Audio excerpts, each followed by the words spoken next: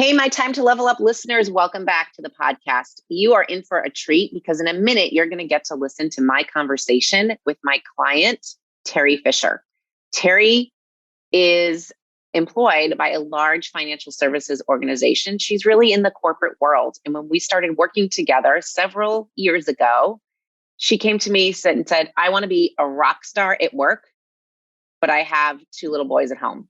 I just don't even know if it's possible.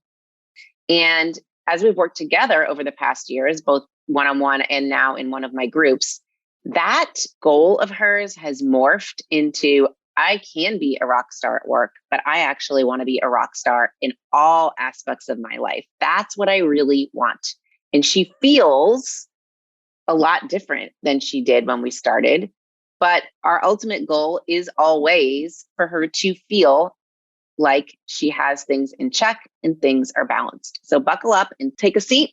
Listen in to my conversation with Terri.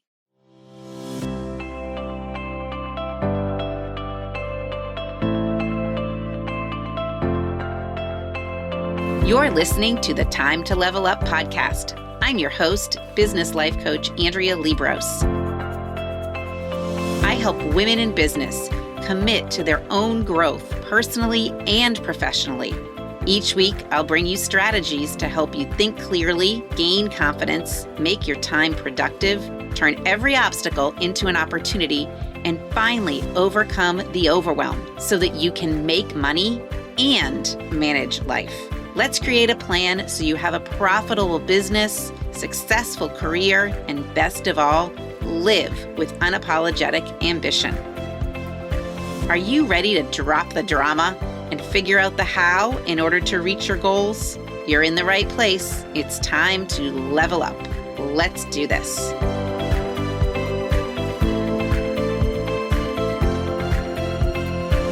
Hey, Time to Level Up listeners. Welcome back. Today, I am thrilled to have a client of mine who has been a very long time client and still is a client, Terri Fisher, with me today. And she is going to share a little bit about what she does and also her coaching journey, because it really has been a journey in the sense, is how I see it, is that she has passed through several mini phases in her life over the last few years that we've been working together. And it's kind of ironic when we look back at the reason she originally came to me, how we've kind of come full circle. So I'm just going to let her introduce herself and tell you, as I like to say, about all of the hats that she wears that are hanging on her. I bet she has a hat rack, actually, or coat rack in her house. One of the things she's done since we've worked together is that they have renovated and redone some of their house, which we've talked about too. So maybe now there's even a coat rack that hangs hats. I don't know. Is there one, Terri? Not yet. Okay. Our wall, we're still working on the walls. Okay. All right. So tell us, what are all the hats that you wear? Thanks, Andrea. Sure. Yeah. So I do wear a lot of hats. A lot of them are not uncommon for most women. So I'm a wife, a mother of 3 young boys, all 6 and under. I'm a daughter and a sister. And my day job, I guess, when I am not attending to the little ones, is a marketing leader for an organization. And then also friend, obviously. Yeah, friend. And we share the same birthday, just in case anyone needs to know we that. Do. That's right. It's a great day. It's Flag Day. All right. So let's roll the tape way back in the day when you and I first met. I think we met, I was doing a little mini speaking gig at a networking event. Mm-hmm. And okay, so we met there and then we met again. Like we had an actual official, I don't know, I guess I'll call it consult. We probably called it discovery session way back then. Yes, I think so. Yeah. So tell me, what was going on then that made you actually reach out? Yeah, well, so timing wise, I had just come back to work after having my second child, which anyone that has more than one knows that kind of when you get into multiples, it's a bit of a game changer. And coming back, getting back in the swing of things, I really wanted to do things different. I, many times in my life, had gotten to a point where I was just so overwhelmed at work that I got frustrated. And so my knee-jerk reaction was, okay, I'm going to start looking for a new job, which is in retrospect probably kind of crazy, but I just wanted a little bit more control, and feeling confident at work, because some of the chaos at home you can control and some of them that you can't when you have a small child. And so I was really kind of in that mindset, and I had talked with several of my friends on, those that seemed like they had it all in order, kind of what they did. And there was this recurring theme of they'd been working with a coach, right? They'd been working with a coach or a mentor or someone that was helping them, right? They weren't actually, in fact, doing it all on their own. And so that was kind of a seed that had been planted, and I hadn't really done a lot of research or investigated it too much. And then one of my goals was to kind of start networking more. And so I met you at this networking event, and it just seemed maybe it was a sign. And so we had a 30-minute discovery session, and I really, I subscribed to a lot of what you're saying and the tools that you were talking about being able to provide. And you felt confident that working together, I can make progress on this overwhelm that I was feeling at work. Yeah. Yeah. And I'm actually reading. So before I have guests, in case anyone wants to know, I have them fill out a little questionnaire. So Terri filled this out, and I'm reading one of her answers that says, I wanted to achieve work-life balance, but secretly didn't believe it was actually possible. Is it possible? What do you think? Like, seriously, because I get that question all the time. Like, is this really possible? I mean, what does that really like? How would you answer that now? Yeah, I mean, the reason I say that is I think, particularly in my workplace, they like to emphasize that, right? Like, you need to have work-life balance. But what I found was that they weren't going to provide it, right? They endorse it and support it if you can find it, was basically Right. where I netted out. And you definitely can. You just have to, in my case, set boundaries at work and establish what's most important to you or most important for your role, in the workplace. And then at home, it's a combination of letting go of the small stuff and delegating the things that you don't have to do, and finding a way to get things done, but still have enjoyment and fun, and be curious, with your kids. And I think I had gotten into such bad habits at work and home that I think that's why I felt like it wasn't possible. And so I had to undo those habits, but it's absolutely possible. And if you believe it, you can make it happen, right? It's totally Yeah, in your control. it is. It's all in your So thoughts, right? So it doesn't sound like it's rocket science to me. I mean, what do you think what was getting in your way of having that balance? So you said kind of like having some habits that weren't very helpful, right? yeah, behaviors What? that would just kind of sabotage Yeah, my goal, right? Whatever it may right, be. Um, right, Whether I was intentionally doing it or just subconsciously doing it. I think, a lot of that got in the way initially. right. And so tell us like what was your work schedule at that point, and how has it changed, or what have you done differently? So I also want to point Sure. out to my listeners that, Terri is not an entrepreneur, although I think she has an entrepreneurial spirit at heart, even though she won't dig it out. Well, that's another podcast.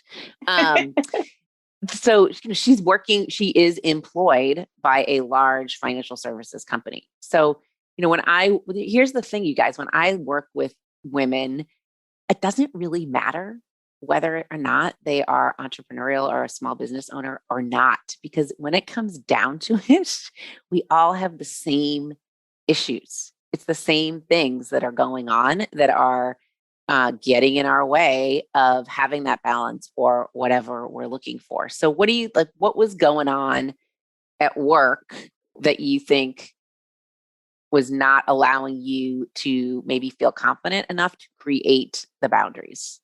Or what's changed in that setting now in your own little microcosm of work? Sure. So, I mean, I think initially I had this fear of saying no or setting boundaries. And before I had kids, I had the ability to work remotely. So I worked a lot. Like, even when we were on vacation, we would log in if we had an important call, or we would log in to take care of something that was urgent or whatever the case may be. So really did not do a great job of setting boundaries, worked late. So when I had my first, it was really challenging to then kind of scale back. And I would say I did just the bare minimum, like what I had to do, right, to be able to fulfill my duties as a mother. But I wanted more than that. And I wanted to feel okay about the decisions I was making too. And so some of that was just looking at what was really important. I think we did a whole exercise in okay, what do you have on your plate? And some of them are tasks and some of them are projects. And what really has to be done by me? What can I give to others? And what just doesn't, is not really that important, right? Like, let's just put it on the back burner and see if it flares up, because it's not possible to accomplish all these. And I'm sure anyone that works in a larger organization feels this way too. It's just, you have more work than you have time to do it always. So the to-do list never ends. You just have to learn to prioritize. And I think in prioritizing, I felt confident in the work I was getting done, and I was getting done the more meaningful work, which is what and ultimately was meaningful to my clients. And so that's one aspect of it. And I think the boundary setting and just sort of being unapologetic, but being fair, right? And how I'm setting boundaries and letting people know I'm not available after 5:30. Or if there's something very urgent that has to be taken care of, I can handle it at this time, right? So that they know, right? And they can feel confident that it's going to get done, but I don't have to feel like I have to do it right then and push everything that's going on in my life to be able to accommodate this one, fire drill request or whatever the case may be. Yeah. And this was really hard for you. Yeah. Like, we have spent a lot of time tackling this. It's hard. It's hard. I think, especially, when you have that, like, what are other people, I'm letting other people down kind of thing, or their weight. But then on the flip side, you're letting other people down at home in a sense. Right. Not that a toddler can vocalize that. Well, maybe actually they can in some ways, right? But, or your spouse can certainly vocalize it. So, yeah, I think figuring out what was important and just letting the other things kind of simmer until they boiled over, that was new for you, because you were trying to do everything, because they were all, you felt like they were all boiling at some point. Well, and I work with a multitude of personalities. And so some are easier to deliver that message to than others. But, that's the reality of my job. And I have to be able to have those conversations across the board.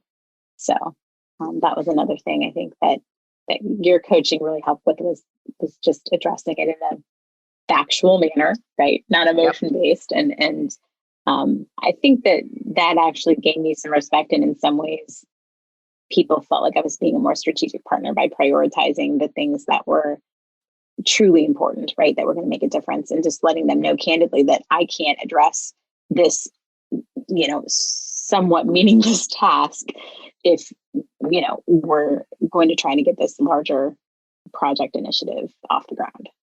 All right. So how at home, what's changed at home? Like, in terms of how are you handling home now? Okay. And now we're going to throw in there that when Terri came to me, she had just had her second child. Now, guess what? She's just had her third child. Right. So, okay. So how are you managing it at home? Okay. Mother of 3 little boys, 2 full-time working parents.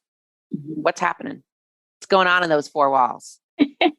Well, one of the first things I think we talked about was figuring out where we can delegate. And that means a lot of things, right? That's sometimes full-time or part-time help that we pay. And sometimes it's just asking for help from family or friends.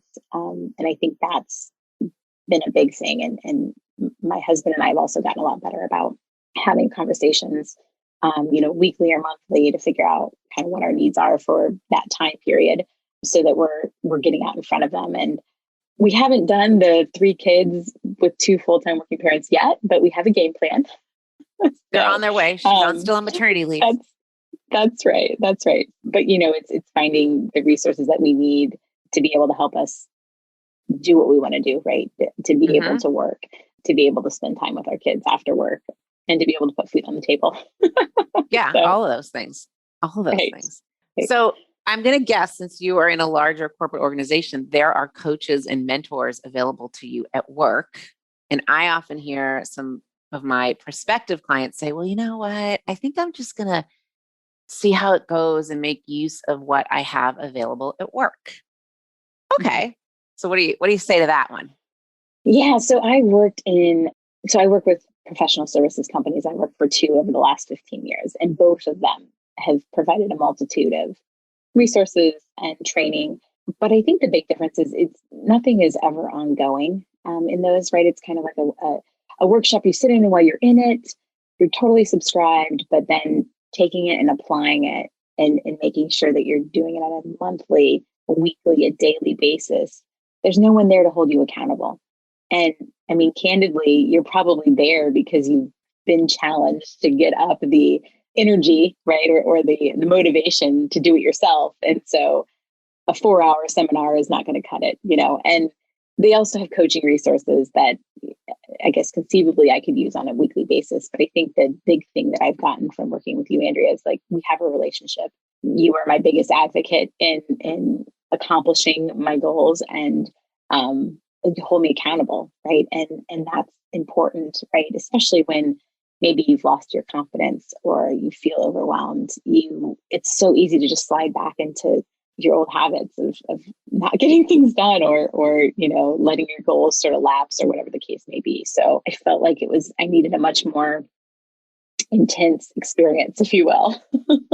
Yeah. And okay. So that's interesting because those intense experiences that are often were probably offered to you, like the 4-hour, whatever you just said, like you could say that that's intense. It's a 4-hour thing.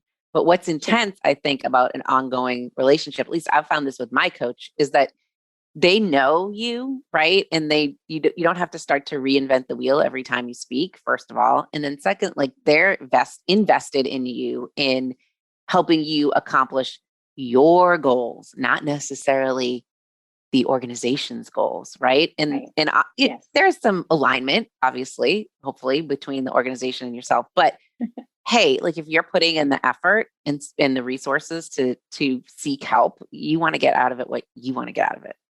Right. Right. Yeah, that's very true. Yes.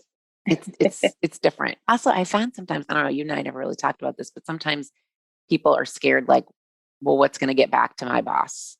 Or if I use this coach at work, what's going to happen there?